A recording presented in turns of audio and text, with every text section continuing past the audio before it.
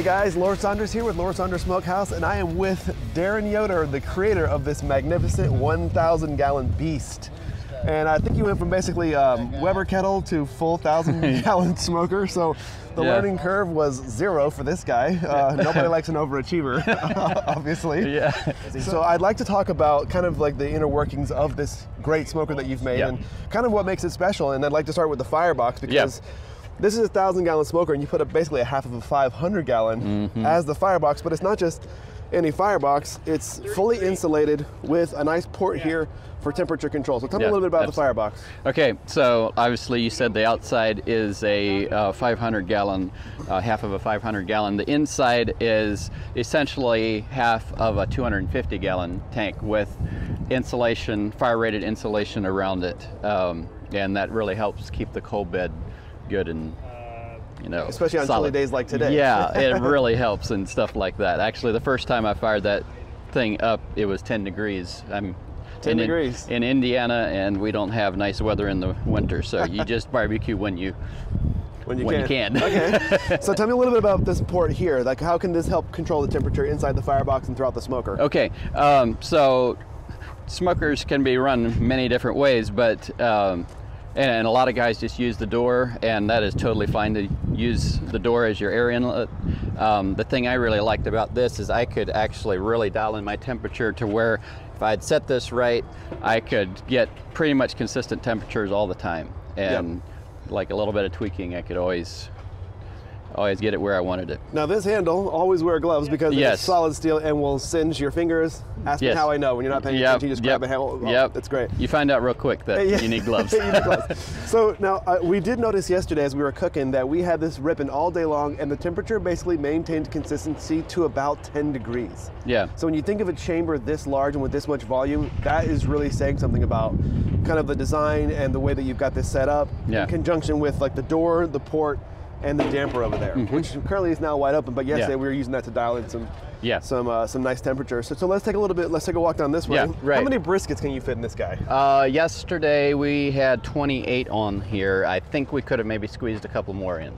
But typically 24 to 28 is kind of what you can figure for a 1,000 gallon on your bottom racks. And I think we had somewhere in the neighborhood of like 50 plus racks on here of ribs yesterday. Probably but we went like long ways, so we went as opposed to stacking them, so we could have gotten even more on there. Gotcha. Yeah.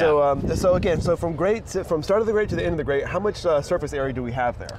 It's 159 inches, like from end to end, and then it's about 40 inches inside. Yeah. Okay, so it's a small apartment. For meat. All right. Plenty of real estate. Well, let's move down to the smokestack. All right. I love this feature. So, kind of some grill theory here is that your grate stops about right here. Yes. And which means you've got all this chamber area here as well as a collector. This is so that you kind of take away some of that like heat buildup around your final grate port and puts it over here, so that way you have even cooking over here. Is that kind of in line? That is the theory that I operate on. I mean, there's many different ways of doing a stack. There's guys that put them here and they say it runs just fine. I don't like the way it looks, for one. So aesthetics are kind of a big deal for me, but I also want it to be functional.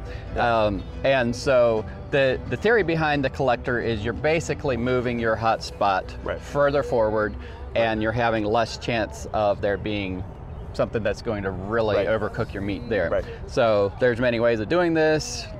It's a 10-inch inside diameter stack with 3/8 wall, and so this thing really pulls hard. It pulls hard. So the way the air is moving through there, it's going to get sucked in through that chamber because of all like this pressure the draw. So it's going to pull it straight out.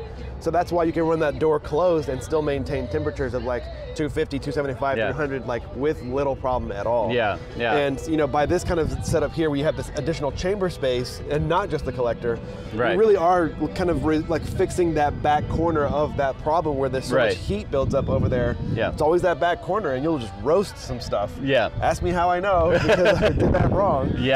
So, I get it. It's nice to see this great design because you have all this tank space here to help. then, as you were saying, you have this 10-inch interior diameter stack for that draw, and you got the damper up there as well. So, yeah. Yep.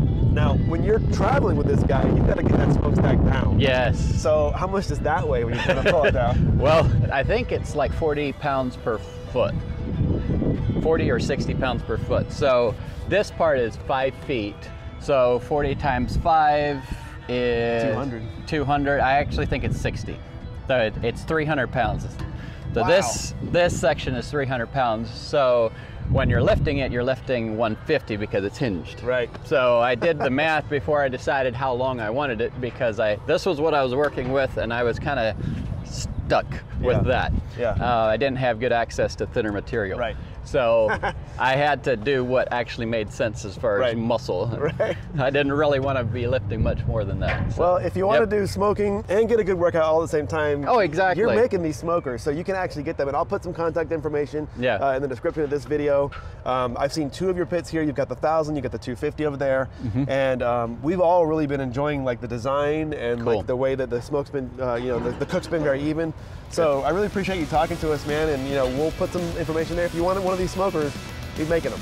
So it's going to be great. Yep. Get yours. I'm sure the list will be quite full very, very quickly. It's coming into barbecue season, so. I would be happy with that. I would like a long list. And you turn them around pretty quickly, so that's really good for everybody. So thank you very much for joining us again, Lower Saunders Smokehouse.